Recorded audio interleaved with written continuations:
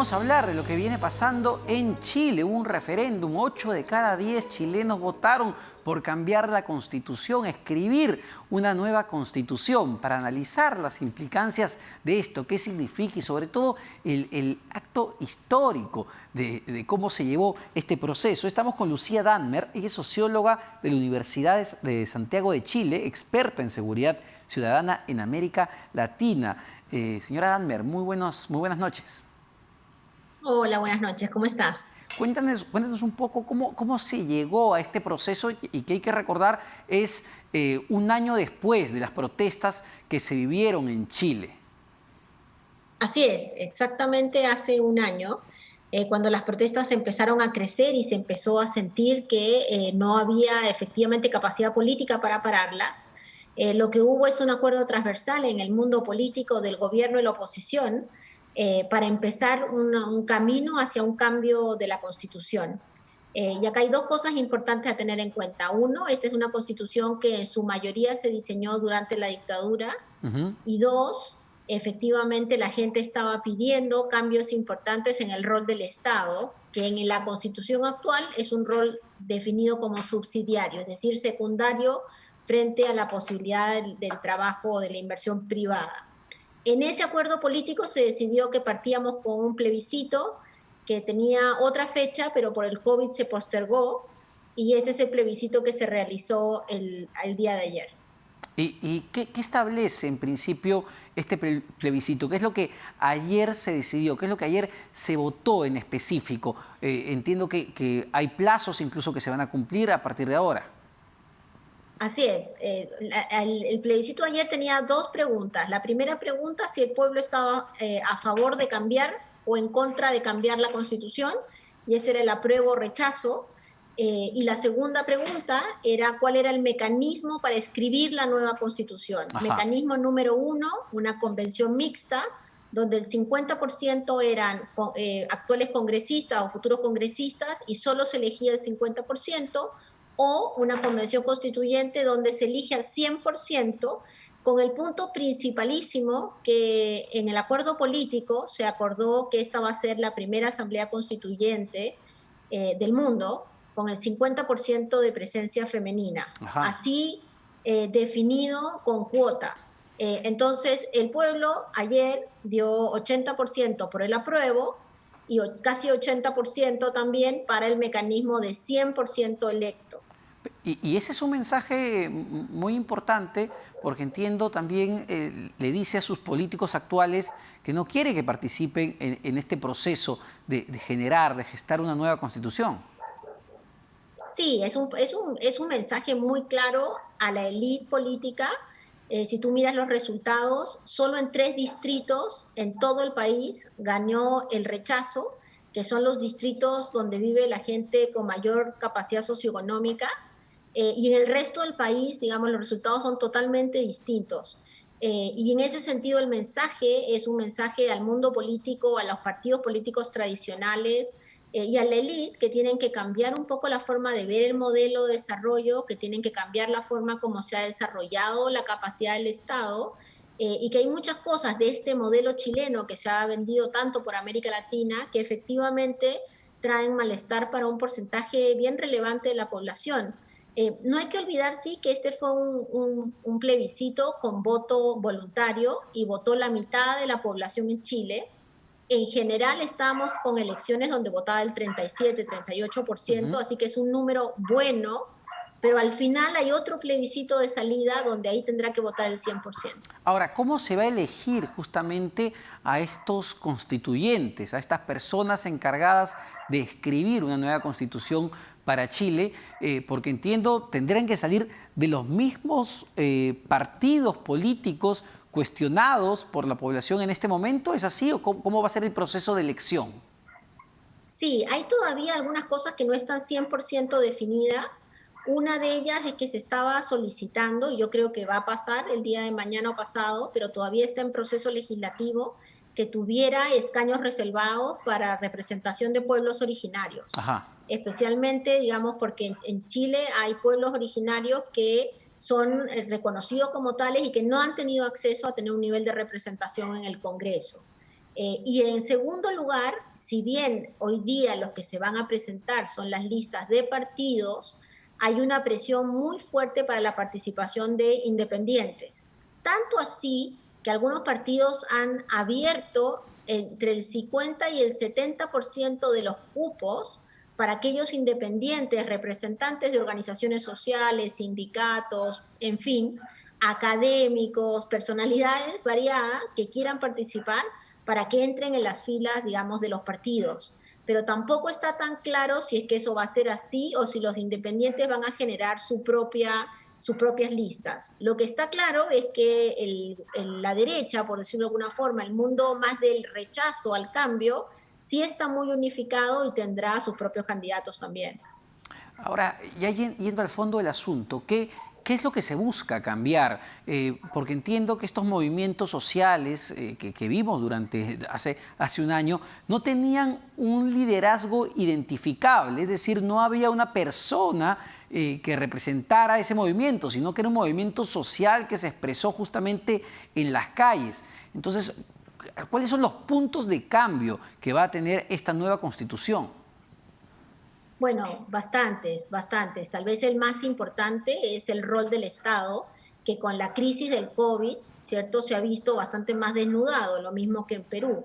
Un rol del Estado que es un rol secundario y, por ejemplo, garantías básicas de acceso a derechos sociales como la salud, como la educación, como la vivienda, están siendo discutidas hoy día en Chile y lo que la población está solicitando es que uno no tenga el derecho a poder elegir un espacio de salud, sino que uno tenga derecho a una cobertura de salud pública que sea de buena calidad. Además, eso es un área. Hay otras áreas que también son muy discutidas. Tal vez la principal es la forma del gobierno. Nosotros tenemos acá un gobierno muy presidencialista. Hay varias propuestas sobre semipresidencialismo principalmente, o algo como lo de Perú, con un primer ministro, podría ser una alternativa. También viendo si hay una o dos cámaras, hoy día acá hay dos cámaras.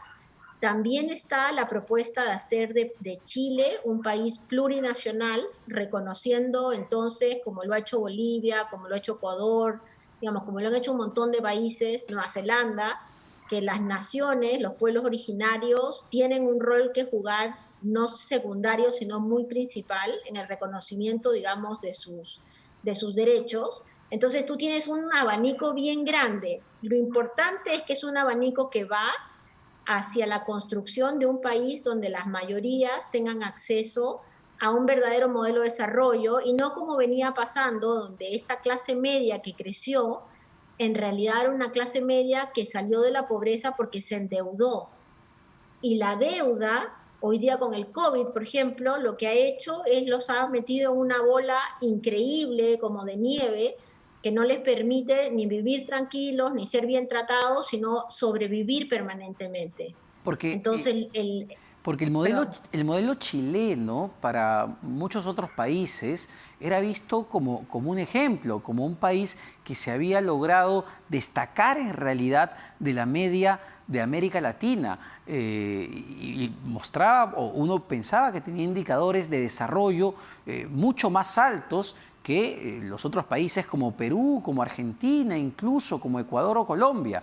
Entonces, ¿qué ha pasado con esa realidad? ¿O es que los chilenos se están comparando y por eso la insatisfacción con países del primer mundo? Sí, a ver, yo creo que el modelo en su globalidad tiene enormes rasgos positivos. El problema de nuestros modelos en América Latina es que el promedio es mentiroso. Porque si yo tengo dos vehículos y la persona de al lado no tiene ninguno, en promedio cada uno Sí, tiene claro. uno. Pero en realidad yo tengo dos y el de al lado no tiene ninguno. Entonces, muchos de los datos, cuando uno empieza a escudriñar los datos del exitoso modelo, en realidad se da cuenta que el promedio genera unas distorsiones enormes, se da cuenta que los niveles de pago de impuestos del 1% más rico del país no son ni siquiera cercanos a los de la OECD. En ese sentido, son mucho más latinoamericanos, ¿cierto? Que pagan poco impuesto, los más ricos. también uno se da cuenta que la calidad de la educación que se entrega en los sectores públicos es mala. Entonces hay un camino construido, sin duda. Hay mucho menos pobreza de la que quedó con la dictadura, se pudo dar más vivienda social, pero la gente también está pidiendo hoy día más calidad en la política pública, y eso a mí me parece que es bien importante y además encausa un descontento ciudadano, porque también en los países tan desiguales, a veces los que tienen más son discriminadores, maltratadores, ¿cierto? Y eso ha molestado a mucha gente. Ayer en la noche uno escuchaba a la gente en las calles, a pesar del COVID, diciendo que ya no querían ser maltratados. Y ese es un dato que todos deberíamos de tomar en cuenta. ¿Y cómo ha reaccionado la clase empresarial chilena, que es muy fuerte, dicho sea de paso? ¿Cómo ha reaccionado, por ejemplo, la Bolsa de Valores de Santiago luego de los resultados de este referéndum, que a veces permite medir un poco o te da una fotografía del momento, ¿no?, de los temores? Así es. Mira, la bolsa no ha caído hoy día, lo cual ya es una buena noticia. El mundo empresarial, a partir de sus gremios, ha sido bien abierto a hablar en los últimos meses, desde que fue el estallido social. Algunos sectores han reconocido que tiene que haber cambios en la forma como se administra el país. Algunos sectores están abiertos a aumentar las tasas impositivas. Algunos están también, incluso algunos empresarios han dedicado parte de su empresa y la han pasado a manos de los trabajadores para que las cosas funcionen de una mejor forma. Todos sabemos que un país donde los ultra ricos se manejan en helicóptero y los demás están frustrados es un país invivible, un país con muy mala calidad de vida para todos, incluso para los ultra ricos. Entonces, si bien hay una clase empresarial que ha mostrado cierto temor de hacia dónde va a ir el camino que ha empezado ayer, yo creo que lo más razonable del mundo económico, del poder económico en Chile, va a terminar dando las señales necesarias para algunos cambios que lleven, digamos, a una transformación de las cosas que, francamente, son muy difíciles de sostener. Y en el terreno político, digamos, ¿alguien ha cosechado esta victoria ciudadana? Si le queremos poner un calificativo, porque, insisto, no se veían liderazgos. Así es, eso es un fenómeno de las protestas mundiales, ¿no? Sí. Donde hay como es como un estallido y después con además diferentes problemáticas, porque está muy presente, por ejemplo, el reclamo de las mujeres respecto a paridad, respecto a cuotas, respecto a igual pago, igual salario.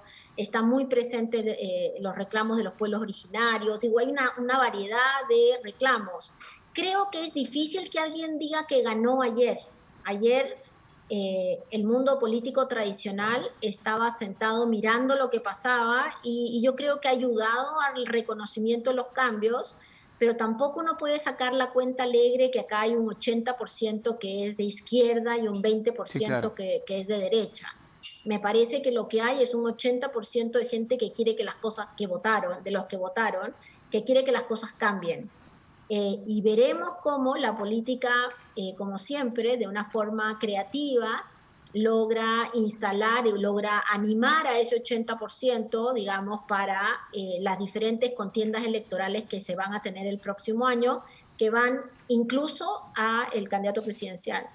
Exacto, exacto. Muchas gracias. Muy ilustradora la explicación. Lucía Danmer, socióloga de la Universidad de Santiago de Chile y experta en seguridad ciudadana de América Latina, ha estado con nosotros. Muchas gracias nuevamente. Y bueno, ya toca la hora de despedirnos de las 5 de las 7, pero no se vayan de la programación de RPP Televisión porque ya viene Tatiana Alemán con las claves del día.